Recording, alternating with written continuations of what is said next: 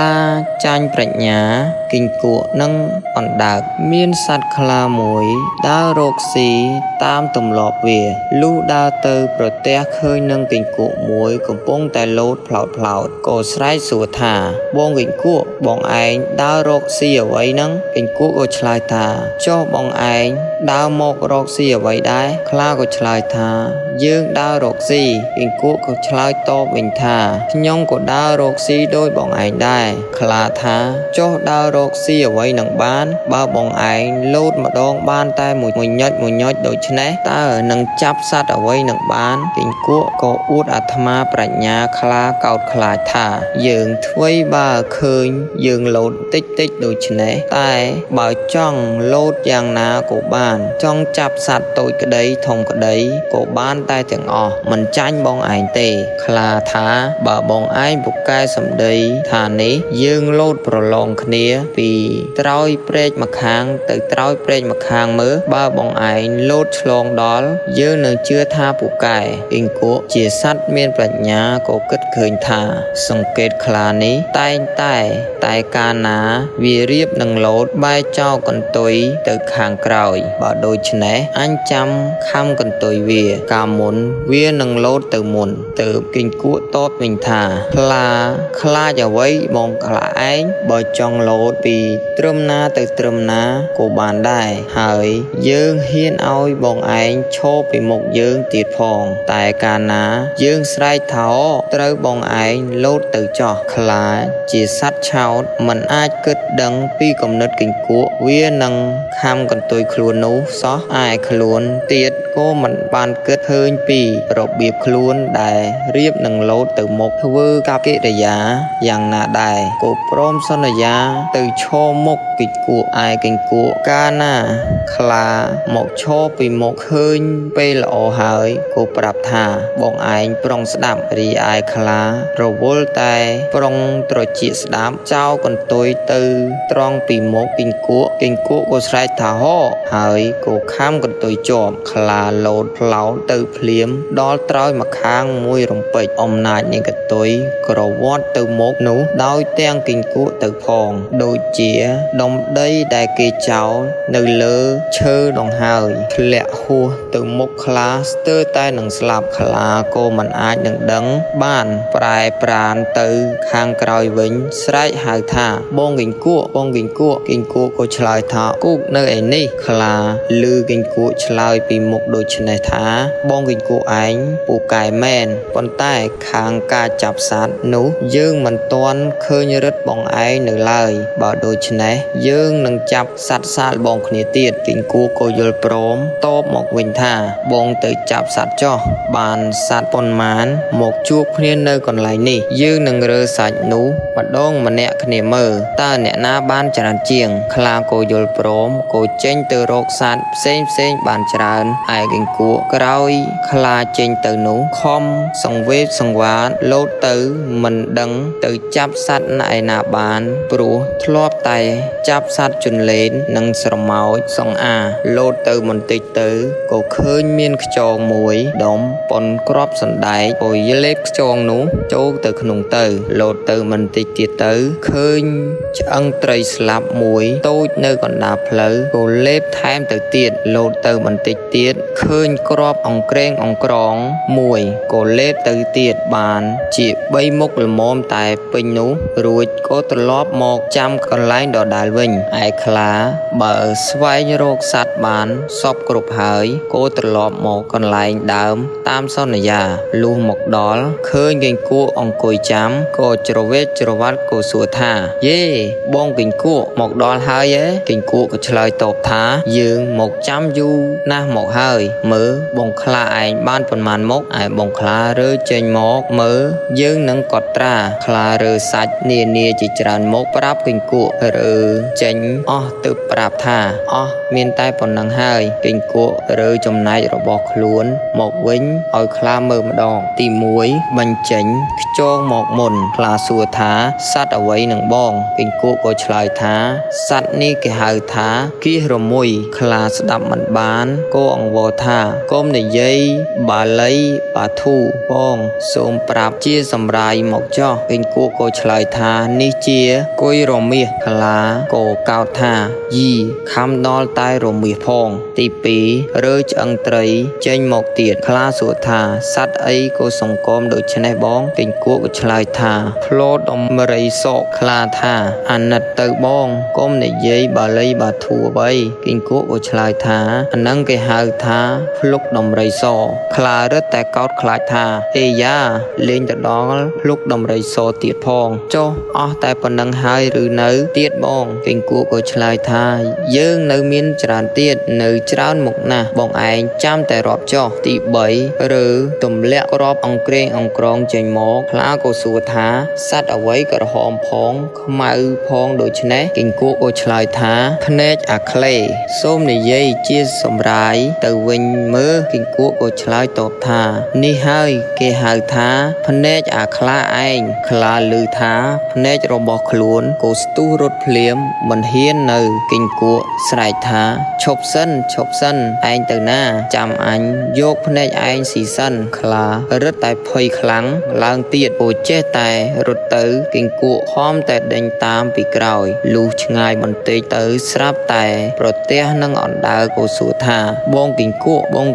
ឯងរត់ទៅណាគិញគក់ក៏ឆ្លើយថាបងអណ្ដើកខ្ញុំដេញតាមខ្លាវារត់ទៅមិញនេះបងឯងប្រទះឃើញដែរឬទេអណ្ដើកក៏ឆ្លើយថាឃើញវារត់ទៅហើយបើដូច្នេះខ្ញុំនឹងជួយតាមគិញគក់និងអណ្ដើកក៏នាំគ្នាតាមដើរទៅបន្តិចទៅឃើញខ្លាសងំពួនលើគុំឫស្សីអណ្ដើកឃើញក៏ស្រែកប្រាប់ទៅគិញគក់ថាវានៅទីនោះទេគិញគក់ក៏ឆ្លើយថាបងឯងចាំនៅទីនេះចោះខ្ញុំនឹងឡើងទៅចាប់វាគិញគក់ខំឡើងតាមវល្លិនិងមែកឈើទៅពាក់កណ្ដាលគុំឫស្សីស្រាប់តែរបូតដៃធ្លាក់មកដីឬសួរតែព្រោះអណ្ដើកក៏សួរថាអើយបងគិញគក់ថាខ្ញុំចុះមកបោចវល្លិយកទៅចងវាតែម្ដងខ្លាឮដូច្នោះក៏ស្ទុះលោតចុះរត់ទៅទៀតទៅឃើញនឹងដើមឈើមួយដើមធំក៏ត្រេកអរខំឡើងទៅសំងំមិនឲ្យសត្វទាំងពីរអ្នកដឹងឯគិញគក់និងអណ្ដើកខំតាមដានទៅបាត់ដានត្រង់ដើមឈើនោះមើលទៅលើឃើញខ្លាពួនក្រាបនៅលើមែកឈើក្រម៉ោងទើបស្រែកប្រាប់ថាកូនយើងវានៅនេះទេគិញគក់ប្រាប់ថាបងអណ្ដើកចាំនៅគល់នេះចោះខ្ញុំនឹងឡើងទៅចាប់វានៅខាងលើគិញគក់ខំស្រវេស្រវាឡើងទៅចិត្តប្រគៀបមែកឈើស្រាប់តែសម្បកឈើរបេះចុះមកដោយទាំងខ្លួនវាមកដល់ដីអណ្ដើកក៏ឃើញក៏សួរថាដូចម្ដេចបងគិញគក់ក៏ឆ្លើយថាយើងគិតថារលំដើមនេះវិញឲ្យដួលមកឆើចាប់អណ្ដើកបោកទង្គិចគល់ឈើនោះឮសូរភូរួចគិញគក់ធ្វើបញ្ចេញសំឡេងឮក្រែកហើយក៏ស្រែកបន្តថាយើរលំឈើហើយខ្លាឮថាវារលំទទួលក្រឡេកទៅមើលទៅឃើញពោពេញដោយលឿងស្មៅស្មានតែរលំមែនក៏ស្ទុះរត់ចុះទៅទៀតសត្វទាំងពីរនាក់ចេះតែដេញតាមទៅឯខ្លារត់កាន់តែឆ្ងាយបានប្រទះនឹងតាចាស់ម្នាក់ធ្វើជាដែកខ្លាចូលទៅសំពះតាចាស់នោះថាសូមឲ្យជួយយកអាយុខ្ញុំផងត្បិតគិញគក់និងអណ្ដើកវាដេញចាប់ខ្ញុំនឹងប្រហារជីវិតតាចាស់ក៏តបទៅនឹងខ្លាថានៅចោះសំអញជួយឯងឲ្យរួចពីស្លាប់កុំឲ្យអណ្ដើកគិញគក់ធ្វើអ្វីបានយូរបន្តិចឃើញអណ្ ដើកទៅដល់មុនខ្លាប្រាប់តាចាស់ថាអានឹងហើយមកទៀតហើយតាចាស់ថាមិនអីទេបើខ្លាចណាស់ត្រូវខំសពឲ្យខ្លាំងទៅខ្លារឹតតែសពខ្លាំងឡើងតាចាស់ចាប់អណ្ដើកនោះបានយកទ្របគូតអង្គុយហើយថាជាហើយចាំតែធ្វើដែករួចសឹមស្ងោបន្តិចឃើញគិញគក់ទៅដល់ទៀតខ្លាក៏ថាអានឹងហើយវាប្រាថ្នាតែភ្នែកខ្ញុំទេតាចាស់ប្រាប់ថាបើឯងខ្លាចណាស់ត្រូវយកខ្សែចងស្នប់ផ្ទាល់នឹងចង្កេះទៅខ្លាធ្វើតាមឯតាចាស់នោះគាត់ស្លៀកខោជើងធំពេកអង្គុយលើអណ្ដើកកំពុងតែកោសកំបិតភ្លេចគិតឯប្រដាប់របស់ខ្លួនខាងក្រោមធ្លាក់ស្តាក់នៅកណ្ដាលវាលគិញគក់ក៏រលែកឃើញប្រាប់ទៅអណ្ដើកថាបងអណ្ដើកមើលទៅខាងក្រោមអណ្ដើកក៏រលែកទៅឃើញប្រដាប់តាចាស់នោះទាំងអស់ក៏មានចិត្តអព្រួចហើយអើតក្បាលចូលទៅក្នុងជើងខោខំក្រិចដោយចង្កូមដាច់រឹមគុលទៅទាំងអស់តាចាស់ដួលបះជើងច្រាងគិញគក់ស្រែកថាទៅកូនយើងដួលមួយហើយខ្លាឃើញតាចាស់ដួលក៏ទុះរត់ទៅដោយទាំងស្នប់នោះទៅផងគិញគក់ដេញតាមទៅជិតដល់មាត់ស្ទឹងមួយមានទឹកជ្រៅគិញគក់ស្រែកឲ្យអណ្ដើកថាប្រយ័ត្នបងខំតាក់កុំឲ្យវាលោតទឹកក្រែងបាត់ដានខ្លាឮខ្លាក៏លោតចូលទៅក្នុងទឹកក៏ហូរខ្លាំងក៏នាំខ្លាលិចស្លាប់ទៅបាទសូមអរគុណច្រើនបើមានកន្លែងខ្វះខាតសូមមេត្តាខន្តីអភ័យទោសផងបាទរឿងអ្នកតាបាពាលឬព្រះកន្លោងនៅជើងភ្នំបាពាលក្នុងស្រុកស្វាយតងខេត្តជដុកមាត់ជ្រូកដែនកូសាំងស៊ីនមានអ្នកតាមួយសំខាន់ជាងគេហៅថាអ្នកតាបាពាលឬព្រះកន្លោងតាមធ្លាប់បានដឹងឮពីដើមរៀងមកអ្នកស្រុកជុំវិញភ្នំនេះធ្លាប់ធ្វើបណ្ដាប់សែនអ្នកតានៅក្នុងរវាងខែពិសាចេអាសាមឬស្រាមិនកំណត់ប៉ុន្តែក្នុងមួយឆ្នាំគេធ្វើតែម្ដងទេឯរូបរាងអ្នកតានេះពុំមានទេមានតែដុំថ្មមួយដុំធំដែលប្រជាជនលើកមកដាក់សន្មតជារូបអ្នកតានៅរហូតមកដល់សពថ្ងៃនេះតែដល់ខែដូចមានរៀបរាប់ខាងលើនេះហើយបណ្ដាលជនចិត្តខាងប្រមូលរួបរวมលុយកាក់គ្នាផ្សំនឹងប្រាក់រាជការផ្ដល់មកជួយខ្លះរាល់ឆ្នាំផងដើម្បីទិញគោស្រាបាយរៀបចំជុំពេងសង្ឃឹកភ្លេងពិណពាទ្យភ្លេងខ្មែរប្រគំច្រៀងរាំតាមទំនៀមមានបញ្ចាំងរូបប្រុសម្នាក់អង្គុយទទួលកន្សែងក្រហមកាលបើអ្នកតាចូលមករូបនេះធ្វើរឹកពីដូចជាអ្នកតាពូកែមានឥទ្ធិឫទ្ធិទាយកោឈុតអ្នកស្រុកសួរការអ្វីនីមួយអ្នកតានិយាយមិនឲ្យខ្វះជួនជាឆ្នាំណារាំង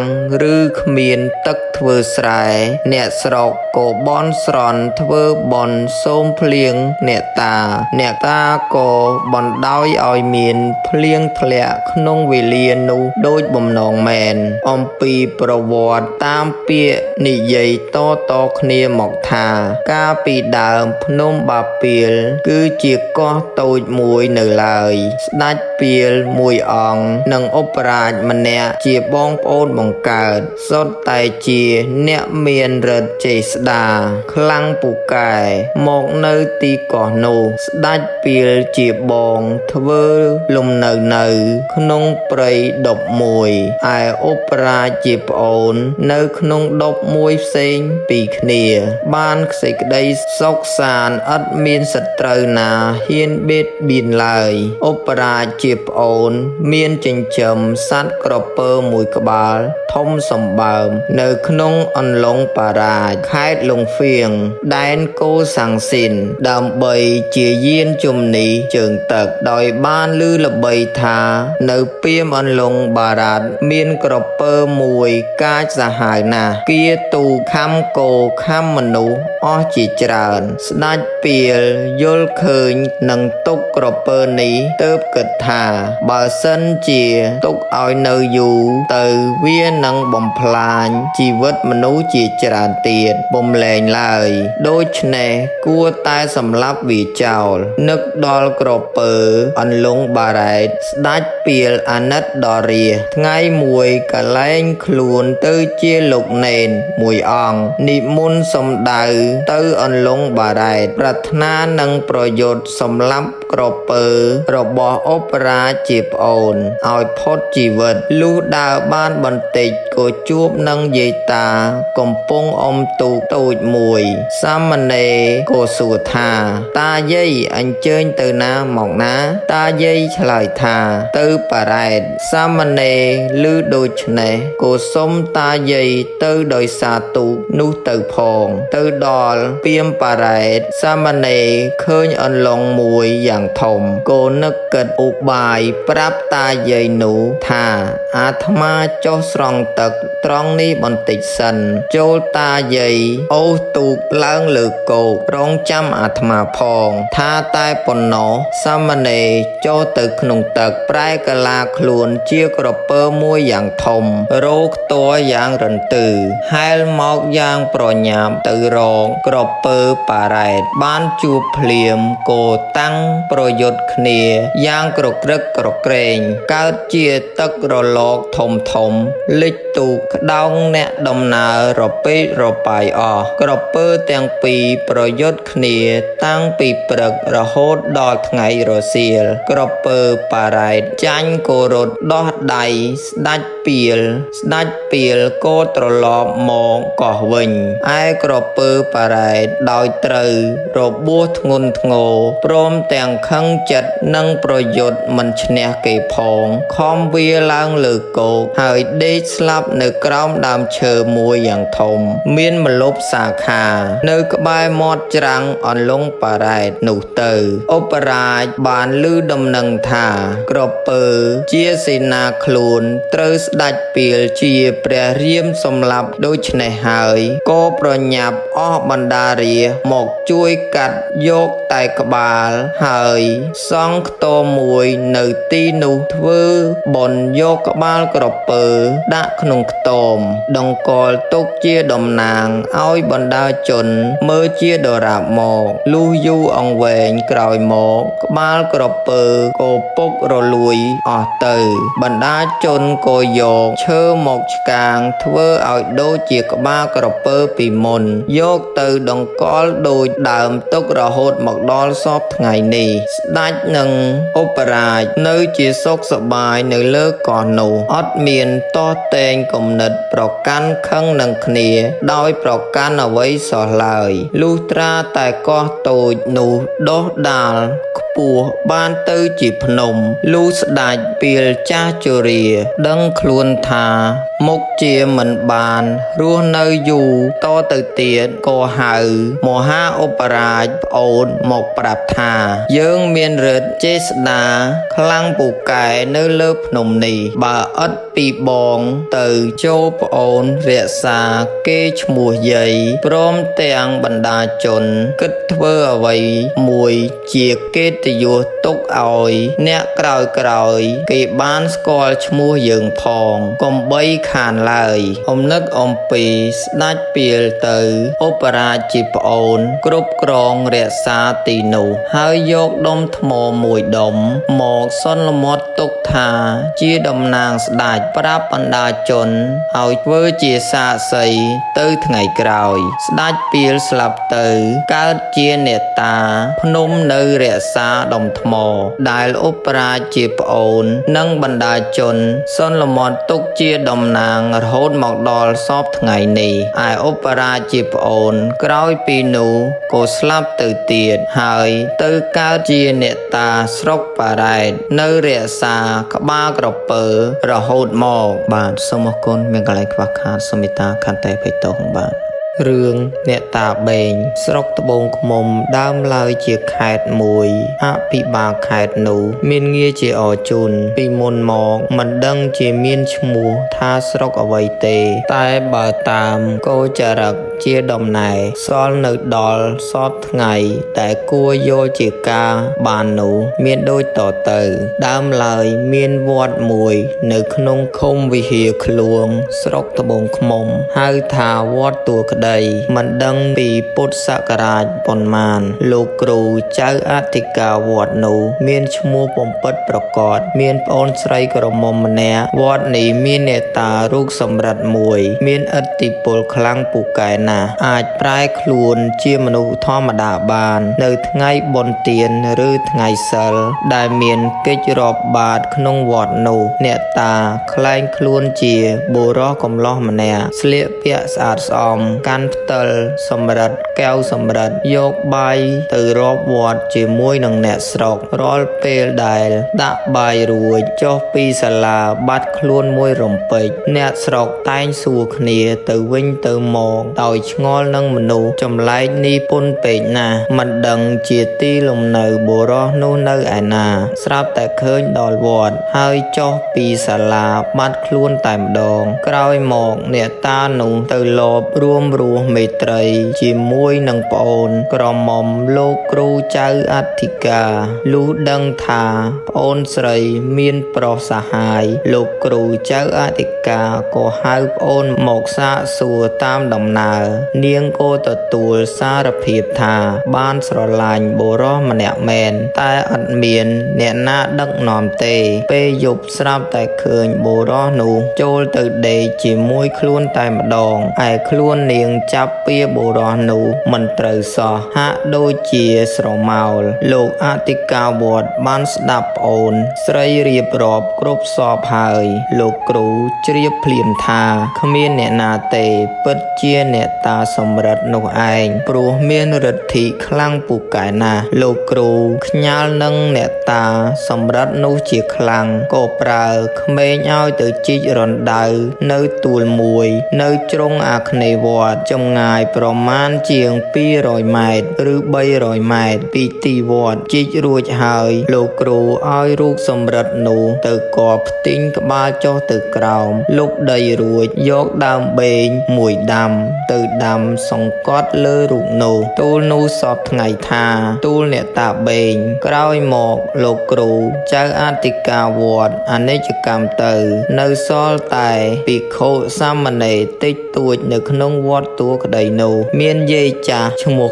កែគាត់ឥតប្តីអត់បងប្អូនទេហើយបួសជាយាយជីនៅវត្តទួក្តីនោះតមកខាងក្រោមទៀតលោកសង្ឃក្នុងចេះតែរប៉ាត់រប៉ាយអស់រលីងគ្មានសល់នៅសល់តែយាយកែម្នាក់ឯដើមបេងដែលលោកគ្រូចៅអធិការវត្តដាំសង្កត់លើរូបអ្នកតានោះក៏ចម្រើនធំឡើងមានសត្វឃ្មុំនៅទុំលើមេឃផងតាមដំណើរថាមានឃ្មុំនោះធំហើយកាចណាស់ផ្លិតវាធ្លាក់ស្តាកប៉ះដីគ្រាន់តែខ្យល់បក់នាំក្លិនមនុស្សមកដល់មេវានាំគ្នាហើរទាំងវងទៅតិចមនុស្សនោះតតែស្លាប់ដូចនោះទៅនៅខែកកតេមិកសេបោះដែលជារដូវខ្យល់ខ្លាំងបក់មកពីទិសខាងជើងយាយកែតែងតែប្រាប់អ្នកដំណើរឲ្យដើរពីខាងត្បូងឃ្មុំតែដើរពីខាងជើង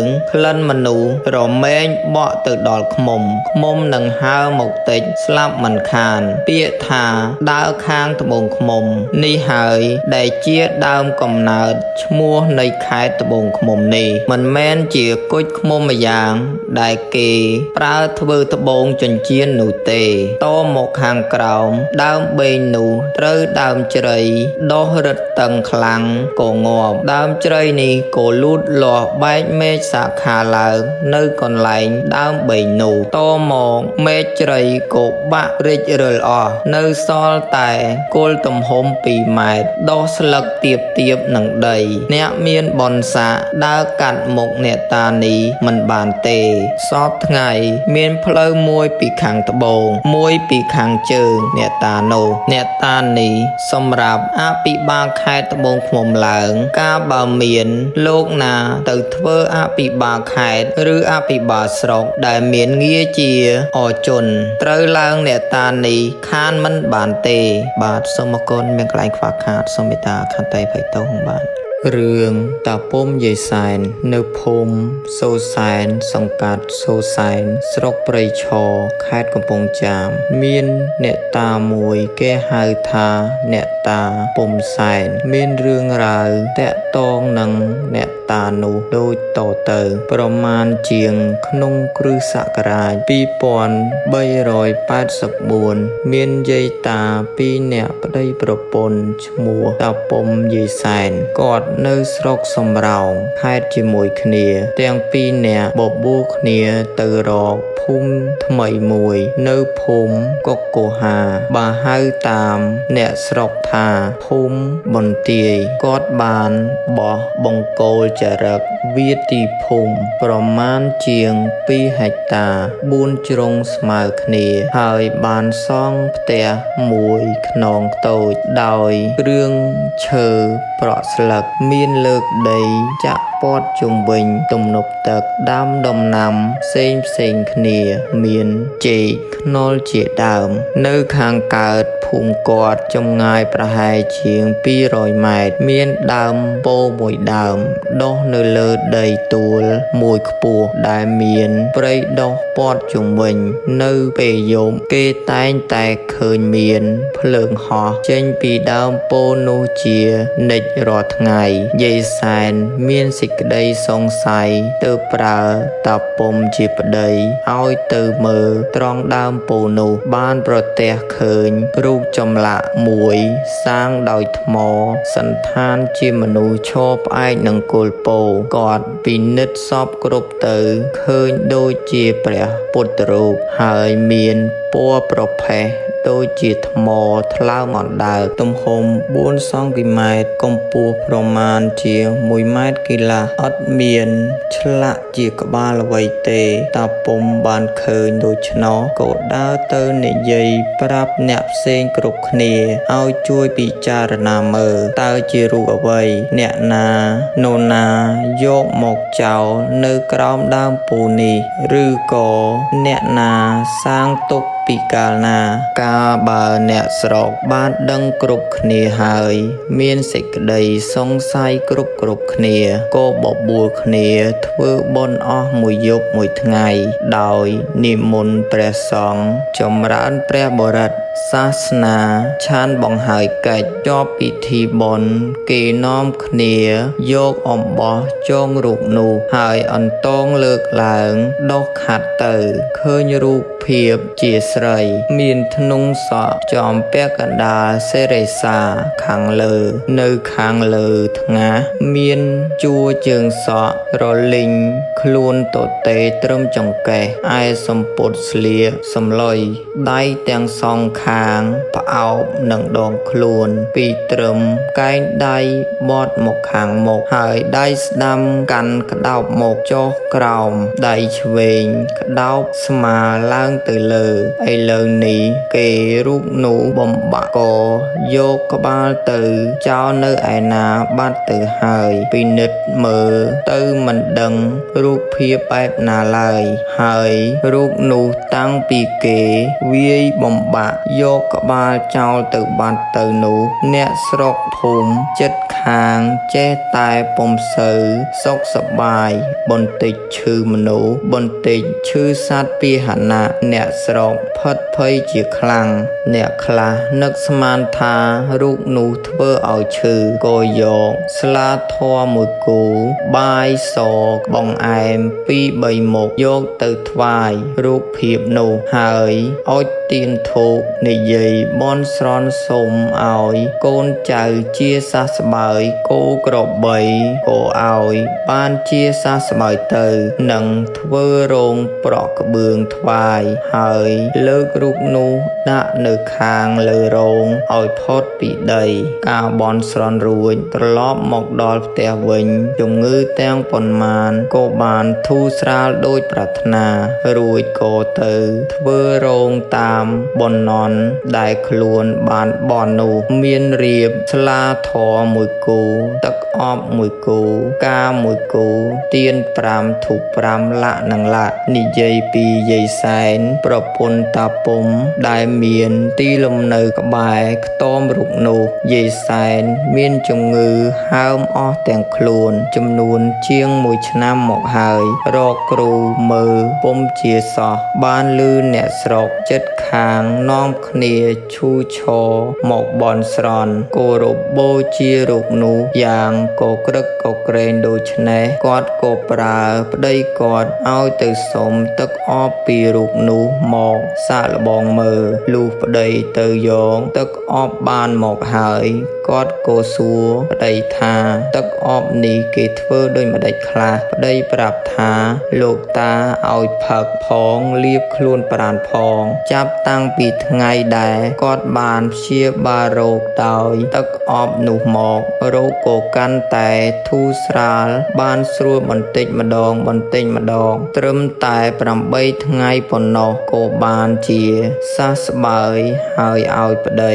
នាំគាត់ទៅខ្ទមអ្នកតាទៅដល់ហើយគាត់ថ្វាយបង្គំរូបនោះក៏ស្រាប់តែគាត់ក្រញែងខ្លួនដូចជារូបអារក្សដែលខ្មោចកំពុងតែចូលស្រែកច្រៀងជាបទភ្លេងទោះបារមីនាំតាដើរប្រទេសនារូបនោះរួចនិយាយថាអ្នកឯងមិនស្គាល់យាយទេឬប្តីឆ្លើយថាមិនស្គាល់លោកយាយទេចុះលោកយាយឈ្មោះអ្វីទៅហេតុដូចម្ដេចបានជាមកនៅក្រោមដើមពោធិ៍នេះតើអ្នកណាយករូបមកទុកដូច្នេះយាយសែនខ្មោចចូលក៏ប្រាប់ទៅវិញថាជើងនេះឈ្មោះទេពធីតារក្សាមនុស្សលោកដែលថាអ្នកណា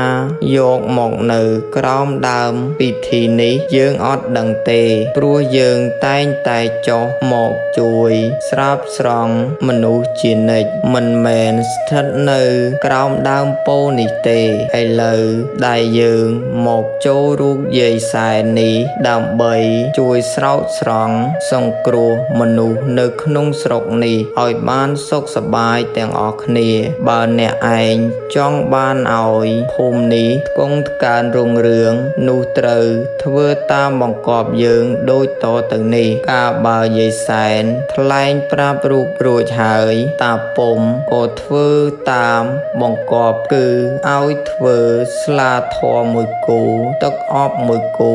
បាយសីមួយគូលាជបារីកាមួយគូទៀន5ធូប5ធ្វើរួចហើយលេងភ្លេងខ្មែរបញ្ឆាន់រូបយាយសែនថែមទៀតអំពីពិធីបន់ស្រន់តាំងពីដើមរៀងមកយ៉ាងណាឥឡូវនេះក៏នៅតែធ្វើដូច្នោះដែរគឺថាកាលបើមានជំងឺអ្វីកើតឡើងក្តីឬគេប្រាថ្នាអ្វីក្តីដូចជាប្រាថ្នាធ្វើស្រែចម្ការបានផលល្អជាដើមគេតែងតែទៅបន់ស្រន់សុំទឹកអប់ហើយបួងសួងតាមបំណងដែលគេប្រាថ្នាអំពីសែនថ្វាយគ្រឿងដង្វាយនោះគឺលេងភ្លេងនិងកាច់ការថ្វាយសពថ្ងៃនេះគេច្រើនថ្វាយមន្តប្រជល់មួយគូជួនណាគេបន់ធ្វើបន់ថ្វាយលុះដល់យាយសែននោះស្លាប់ទៅក៏ចូលរូបដតីជាច្រើនដំណរហូតមកដល់សពថ្ងៃនេះតែទោះបីចូលរូបយាយណាក៏ដោយក៏គេនៅតែហៅថាយាយសែនតាមឈ្មោះយាយដែលចូលរូបពីដើមដំបូងនោះ ដែរអំពីបន់លេងភ្លេងពិធីបញ្ឆាន់យាយសែនមានរៀបបន់ស្រន់សែនថ្វាយដោយរៀបរាប់ខាងលើសពគ្រប់ទាំងអស់ហើយឯភ្លេងតែមួយគឺភ្លេងទោសបារមីមានទំនុកច្រៀងថាសូនថ្វាយបង្គំសម្ដេចបារមីមានឫទ្ធិក្រាស់ក្រៃអំណាចជាក់ស្ដែងមិនដឹងទេឬឈ្មោះទេពធីតាចុះមករក្សាមនុស្សលោកសពថ្ងៃអញ្ជើញគ្រូតូចអញ្ជើញគ្រូធំស្ថិតនៅលើកំពូលភ្នំចុះមកស្ថានឲ្យនាងស្រីសែនស្រណោះអណ្ដាតជាភ្លើងគ្រាលួចឆេះឡើងបង្ក្រាបបិសាចរឿងរ៉ាវទាំងអស់នេះគេនិយាយតគ្នាមកជាយូរអង្វែងឆ្នាំហើយលោកគ្រូម៉ៅរិទ្ធវត្តសូសែនសង្កាត់សូសែនស្រុកព្រៃឈរខេត្តកំពង់ចាមជាអ្នកដឹងរឿងនេះទាំងអស់បាទសូមអរគុណមានកន្លែងខ្វះខាតសូមថាខន្តីបេតងបាទ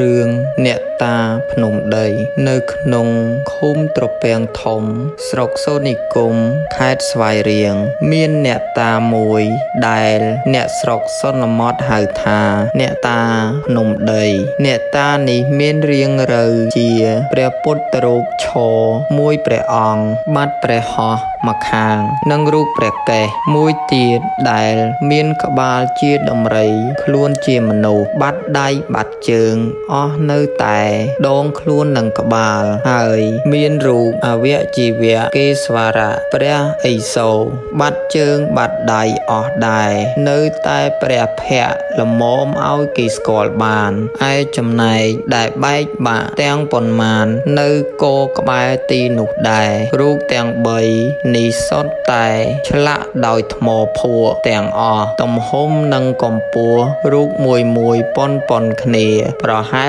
លគ្នាគឺកម្ពស់ប្រមាណកន្លះម៉ែត្រនិងទទឹងដងខ្លួន20 តឹកគេដាក់នៅក្នុងខ្ទមប្រក់ស្លឹកតូចមួយជាមួយគ្នាទាំង3រូបនោះឯងទីកន្លែងនៃអ្នកតានេះស្ថិតនៅលើដីទួលមួយខ្ពស់របៀបជាកូនភ្នំតូចមួយមានកម្ពស់ប្រមាណ6 ម៉ែត្រពីដីស្រែធម្មតាដីទួលនោះរាងមូលបើវាស់ចំពាក់កណ្ដាលមានប្រមាណ20 ម៉ែត្រដីទួលនេះហើយដែលគេហៅថាភ្នំដីឯអ្នកស្រុកនៅក្បែរនោះគេហៅថាភូមិភ្នំដីដែរនៅភូមិភ្នំដីនោះមានផ្ទះប្រមាណជាង30 ខ្ទមតែប៉ុណ្ណោះទេតាមសេចក្តីដំណើរថាភ្នំដីនេះកើតឡើងដោយមនុស្សម្នាក់ឈ្មោះចៅកំជិលខ្សាច់ចៅនេះល្បីខ្ញៀវខ្ញាខាងខ្ជិលតាំងតែពីក្មេងតូចមកការធ្វើការងារអ្វីក៏ចៅនេះមិនធ្វើដែរមួយថ្ងៃអង្គុយតែរាយដីខ្សាច់លេងរហូតតតែកើតបានជាភ្នំដីនេះឡើងឯអ្នកតាដែលនៅលើភ្នំដីនេះគេសន្មតហៅថាអ្នកតាភ្នំដីអ្នកតាភ្នំដីតាមឈ្មោះភ្នំនោះទៅក្រោយមកទីនេះខ្លាចទៅជាភោជនីយដ្ឋានរបស់អ្នកស្រុករហូតមកដល់សពថ្ងៃនេះព្រោះក្នុងមួយថ្ងៃគេតែងតែបន់ស្រន់សូមសេចក្តីសុខក្នុងពេលដែលអ្នកស្រុកមានជំងឺឬបាត់គោក្របីជាដើមការដែលបន់នោះមិនមានកំណត់ឈ្មោះរបស់ថ្វាយអ្វីទេគឺគេអុជទៀនធូបថ្វាយហើយទើបគេបន់ក៏មានគេកាច់ស្លឹកឈើស្រស់មួយជាស្លាធម៌ព្រៃថ្វាយហើយបន់ក៏មានប្រសិនបើជាបាត់គោវិញនោះគេបន់ថាអោលោកអ្នកតាអ្នកដូនភ្នំដីអើយឥឡូវកូនចៅបាត់គោមួយនឹមទៅហើយឈ្មោះវាអាចចម្ប៉ាមួយអាចចំបៃមួយមិនដឹងជាចោលលួចឬវារត់ទៅណាបាត់ទេសូមលោកតាជួយរកជួយនាំចិត្តគោនោះឲ្យវាត្រឡប់មករកផ្ទះសំបែងវិញផងលុះបន់រួចហើយគេក៏ ទៅរកបានឃើញដូចប្រាថ្នាក៏មានកូននោះវាបោលមកផ្ទះវិញខ្លួនឯងក៏មានជួនរកមិនឃើញក៏មានដែរប៉ុន្តែអ្នកស្រុកដែលជឿអ្នកតាតែងតែអួតថាច្រើនតែឃើញមិនសូវដែលមិនឃើញទេបើបន់ទៅបានឃើញហើយទោះបីថ្វាយអ្វីក្តីមិនថ្វាយអ្វីក្តីឬមិនប្រាប់វិញថាបានឃើញគោហើយក្តីអ្នកតានោះមិនប្រកាន់ទោសអូសអ្នកដំណើរអ្នកបន់នោះទេរបៀបនេះខុសអំពីរបៀបអ្នកតាឯទៀតដែលបានរកឃើញហើយមិនបានទៅប្រាប់ឬទៅថ្វាយអ្វីទេនោះនឹងត្រូវធ្វើឲ្យឈឺចាប់ចុកនេះចុកនោះមិនខានឡើយព្រោះហេតុនឹងទីដឹងបានជាអ្នកស្រុកភ្នំដីនិងអន្លង់ពីដើមគេតែងតែប្រជុំគ្នាធ្វើបុណ្យពូនភ្នំថ្វាយអ្នកតានោះរៀងរាល់ឆ្នាំនៅខែចេគឺគេនាំគ្នាជំរះស្មៅភ្នំដីនោះហើយជួសជុលតបនោះឲ្យស្អាតបាតល្អធ្វើរបងព័ទ្ធជុំវិញពូនភ្នំខ្សាច់និមន្តព្រះសង្ឃចម្រើនព្រះបរិត្តពីល្ងាចស្អែកឡើងប្រគេនចង្ហាន់លោកពេលព្រឹកម្ដងពេលថ្ងៃម្ដងឯអ្នកតាគេធ្វើពេងដាក់បាយនំចំណីថ្វាយហើយក្រាលកន្ទេលស្មៅកន្ទេលក្រហមដាក់ខ្នើយមួយយ៉ាងល្អដល់ពេលព្រះសង្ឃសូត្រពហោទេវាឆ្លងគេនាំគ្នាបង្វិលពពុលជុំវិញតមអ្នកតាមានអាចារ្យម្នាក់ឈ្មោះព្រិនតែងតែសូត្រសុំពរពីអ្នកតាឥតមានក្បួនខ្នាតអ្វីទេគាត់សូត្រមាត់ទទេតាំងពីដើមរហូតមកថាអោ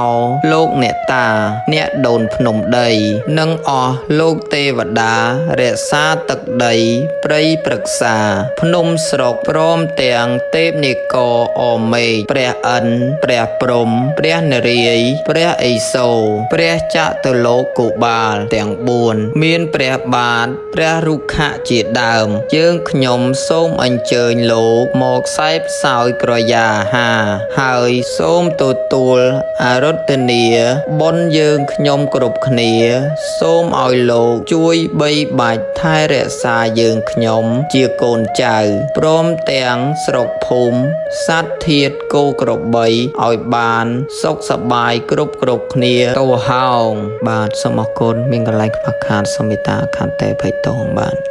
រឿងអ្នកតាមហេសៈឬអ្នកតាម៉ាគីតឯកសារនៃសេចក្តីដំណើរជាភាសាឡាវអ្នកសរសេរឈ្មោះសុងខួយជាជនជាតិឡាវនៅស្រុកវិនស័យខេត្តស្ទឹងត្រែងអាយុ70ឆ្នាំដែលមានសេចក្តី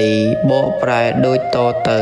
នៅសង្កាត់វិនស័យមានអ្នកតាមួយឈ្មោះមហេសៈអ្នកភូមិទាំងឡាយក្នុងសង្កាត់នេះលើកទុកជាអ្នកតាខ្លាំងពូកែជាវត្ថុស័ក្តិសិទ្ធិមួយអាចនឹងផ្ដល់សេចក្តីដល់បណ្ដាជនទាំងអស់បានឲ្យដឹងរឿងរ៉ាវខាងដើមថាកាលដែលទឹកដីវិនស័យនៅជាចំណោះស្រុកថៃឡង់នៅឡើយនោះមាននាយអមើនម្នាក់ដែលរាជការចាត់ឲ្យទៅត្រួតត្រាស្រុកនោះក៏បានអញ្ជើញអ្នកតាមហេសៈនេះមកតាមខ្លួនផងដើម្បីជាទីពឹងបានឆ្លាក់ឈើធ្វើជារូបសំណាកអ្នកតាហើយសង្កល់ទុកលើអាស្រមមួយក្រោមដើមផ្ចិតនៅចម្ងាយពីក្រុងវិនស័យចំនួន1 គីឡូម៉ែត្រកាលបើបានឃើញនាម៉ឺនឡើងនោះគោរពប្រតិបត្តិបន់ស្រន់អ្នកតានោះទៅ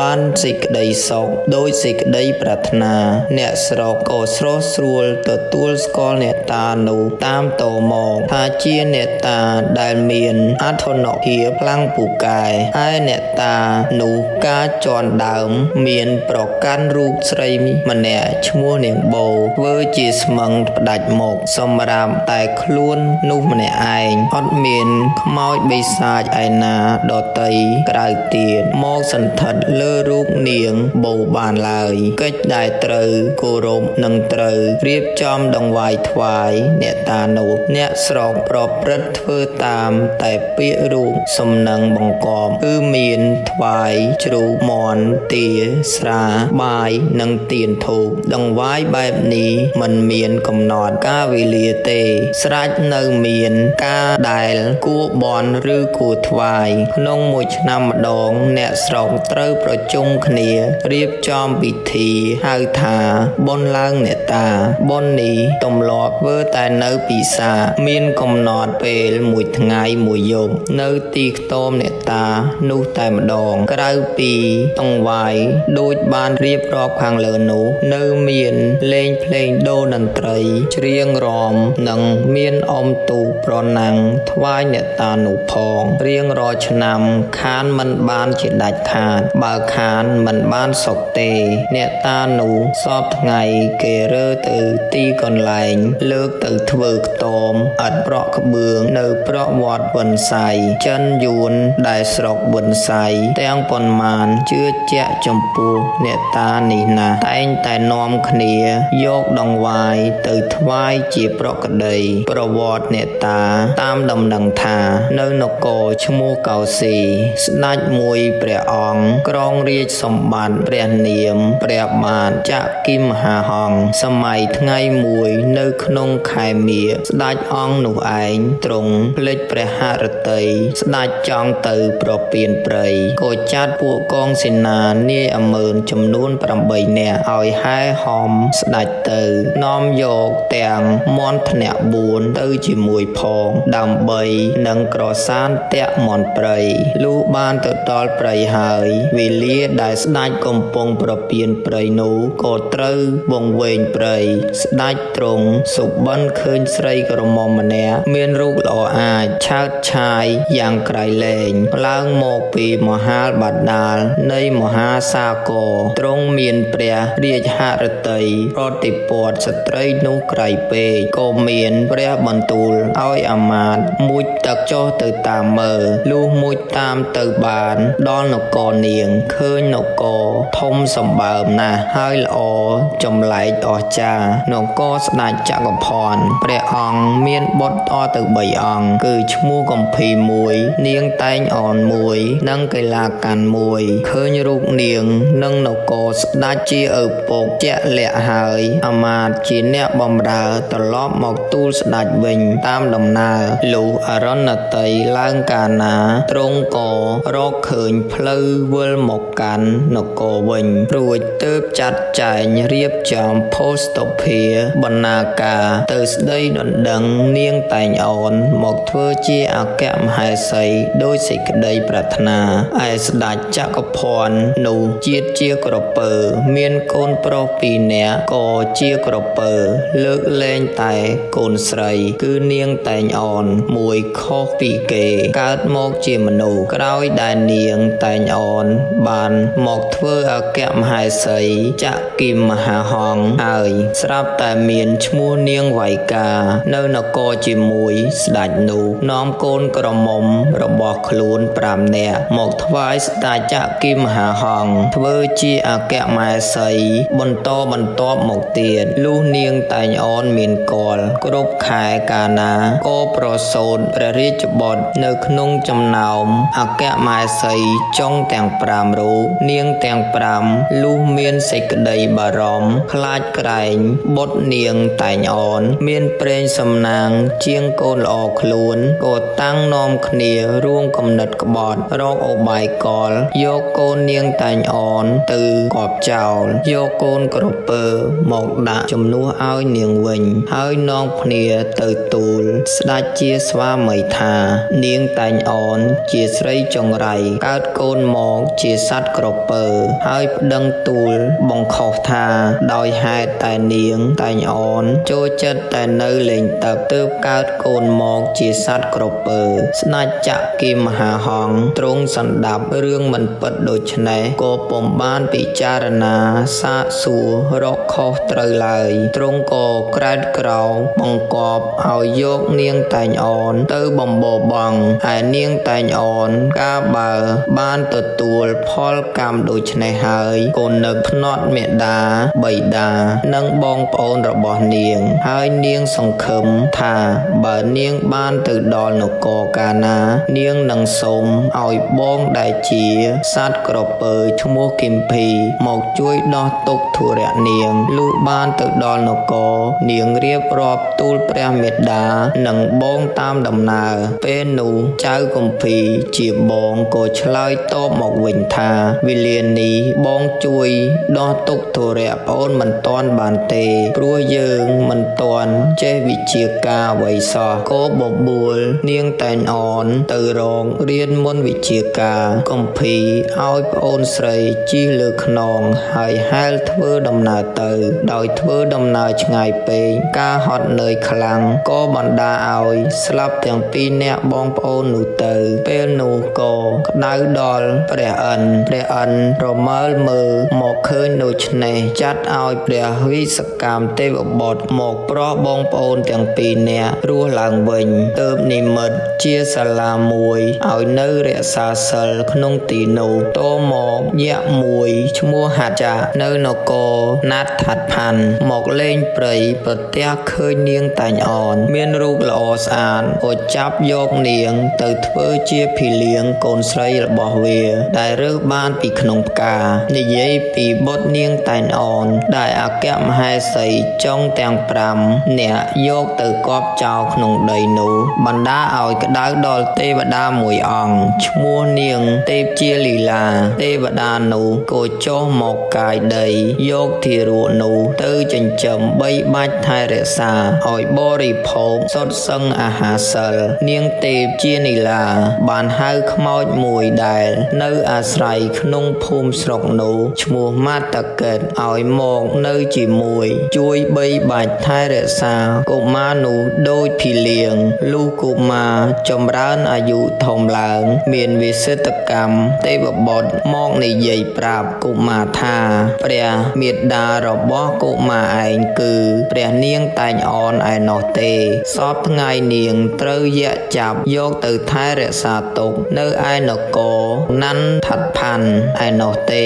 ដូច្នេះគួរកបីកុមារទៅយកមេត្តាឲ្យឆាប់បានដំណឹងដូច្នេះកុមារនាំខ្មោចជាភីលៀងរបស់ខ្លួននោះទៅតាមរកព្រះមេត្តាបានច្បាំងនឹងយៈដណ្ដើមយកនាងតែងអនវិលទៅនគរវិញលុះមកដល់នគរហើយបានមានសេចក្តីសុខសប្បាយកុមារក៏ប្រាប់ប្រានបណ្ដារាស្ត្រទាំងអស់ឲ្យគោរពរាប់អានខ្មោចដែលជាភីលៀងរបស់ខ្លួនឈ្មោះម៉ាកេតផងព្រោះម៉ាកេតនេះបានជួយដោះទុក្ខធុរៈខ្លួនចាប់តាំងពីពេលនោះមកបណ្ដារាស្ត្រក៏ទទួលស្គាល់ម៉ាកេតនេះថាជាអ្នកសេចក្តីសុខឲ្យខ្លួនក៏នាំគ្នាគោរពបូជាថែរក្សាផ្ដល់ម្ហូបចំណីគោក្របីជ្រូកមាន់ទាស្រាបាយឲ្យបរិភោគជាប្រក្តីខ្មោចម៉ាកេតនោះហើយដែលជា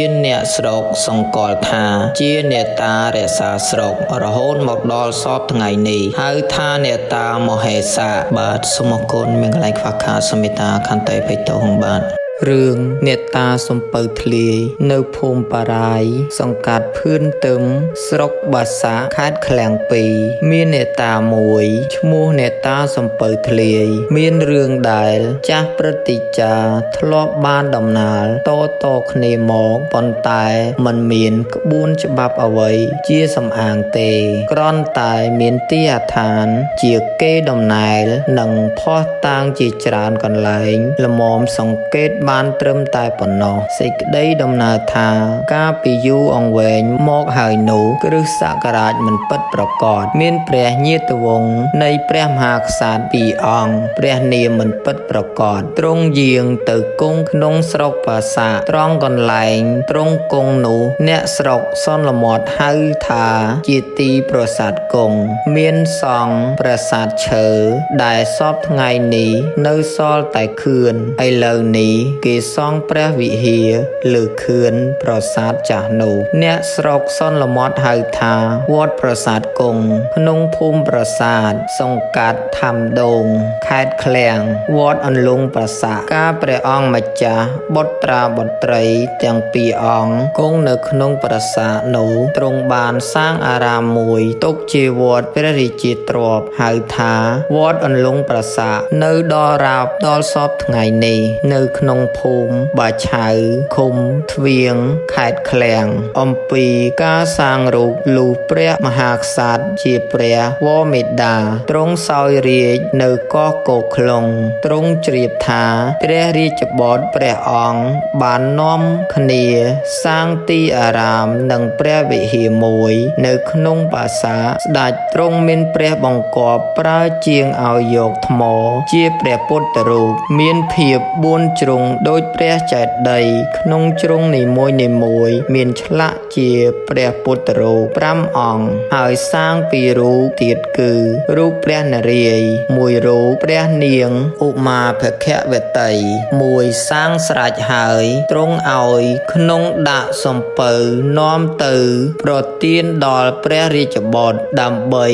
ដង្កល់ទុកជាកិត្តិយសរបស់ស្រុកបាសាឯសំពៅនោះពេលដែលបើកទៅត្រូវយប់ងងឹតក៏ប៉ះតង្កេតទៅលើកោះធ្លាយលិចក្នុងទីនោះទៅការព្រះអង្គបុត្រាបុត្រីទ្រង់បានជ្រាបថាសំពៅធ្លាយលិចដូច្នេះទ្រង់ក៏យាងទៅតតសំពៅធ្លាយនោះរួចទ្រង់ឲ្យសាងព្រះវិហារមួយដង្កល់ព្រះពុទ្ធរូបនោះសន្លមត់ឈ្មោះថាវត្តព្រះនរាយណ៍ចេតិយសពថ្ងៃនេះគេហៅថាវត្តព្រះបួនព្រះភ័ក្ត្រនៅត្រង់កន្លែងដែលសំពៅធ្លាយលិចនោះស្រេចហើយទ្រង់ឲ្យសាងទេវដ្ឋានមួយទៀតសង្កល់ព្រះនរាយណ៍និងព្រះនាងឧមាភគវតីសន្លមត់ឈ្មោះថាអ្នកតាដុនរាយសពថ្ងៃនេះអ្នកស្រុកហៅថាអ្នកតាសំពៅធ្លាយវិញដោយតំណាងយកហេតុសំពៅធ្លាយនោះជាឈ្មោះអ្នកតាវត្តនឹងអ្នកតា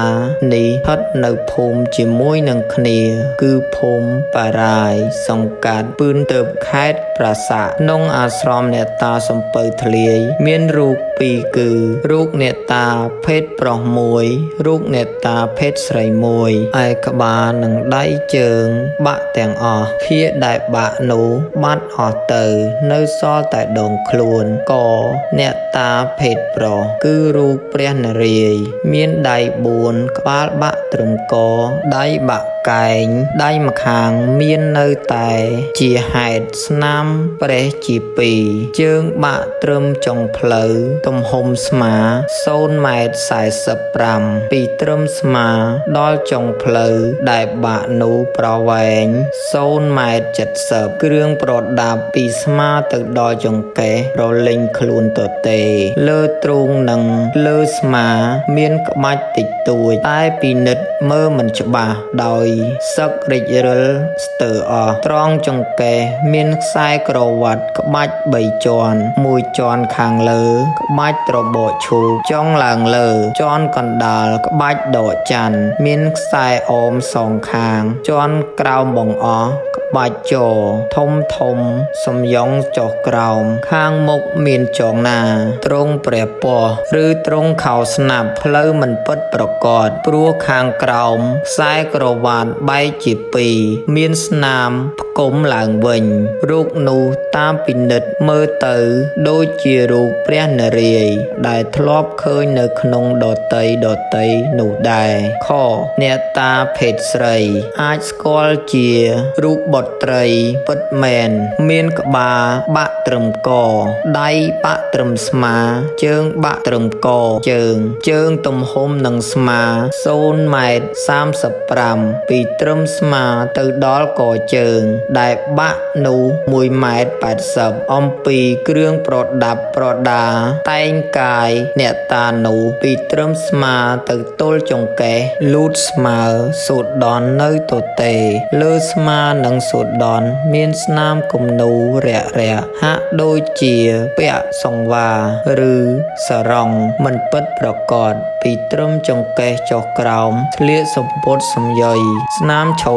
តដោយសំពត់អន្លយពុឆរនៅចង្កេះមានខ្សែក្រវ៉ាត់ក្បាច់3ជួរនៅខាងលើក្បាច់មូលដោយពងត្រីបន្ទាប់មកជាខ្សែមួយត្រង់កណ្ដាលក្បាច់ត្របកឈូកពីក្រោមត្របកឈូកមានខ្សែមួយទៀតខាងក្រោមខ្សែនោះមានក្បាច់មូលដោយពងត្រីមួយជួរទៀតរបៀបឡើងអ្នកតាគ្រឿងសែនអ្នកតានោះពីបុរាណនិងបច្ចុប្បន្នកាលក៏ដូចគ្នាដែរហើយក្នុងប៉ុន្មានឆ្នាំនេះមានចិនមានយួនចូលសែនផងជាច្រើនអ្នកជាទំនៀមតែដល់ខែពិសាខចេអ្នកស្រុកតែងនាំគ្នាឡើងអ្នកតានោះនៅថ្ងៃដែលត្រូវឡើងអ្នកតាគេយកដើមចេកប្រវែងមួយធៀមឬមួយចង្អាមចិតចុងឲ្យស្រួចយកស្លឹកដូងដោតធ្វើជាស្លាចោម